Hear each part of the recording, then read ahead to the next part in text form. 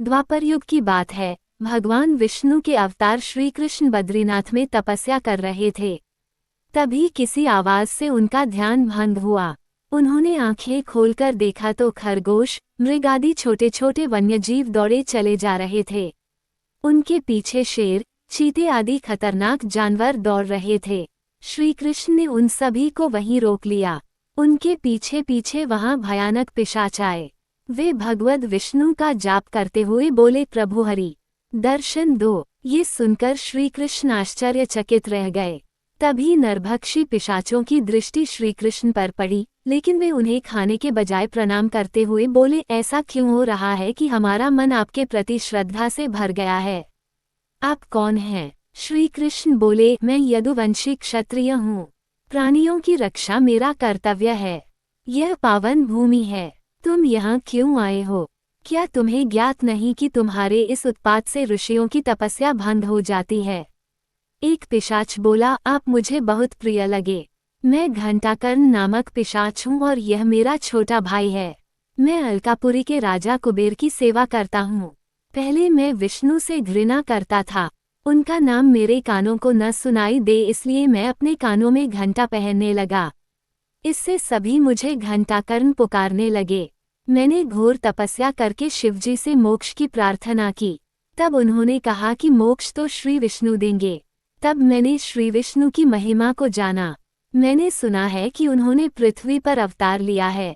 उनके दर्शन के लिए ही मैं अपने भाई को लेकर द्वारिका जा रहा हूँ।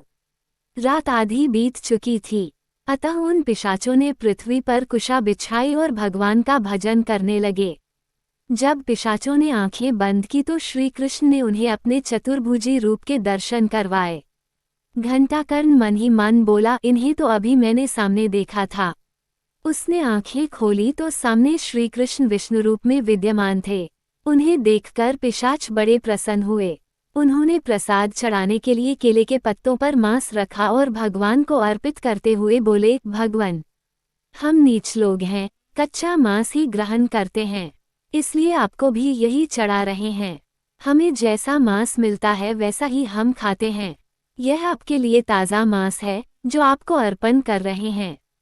घंटाकर्ण की बात सुनकर श्री कृष्ण मुस्कराते हुए बोले, घंटाकर्ण, भूख शांत करने के लिए किसी प्राणी की हत्या नहीं करनी चाहिए।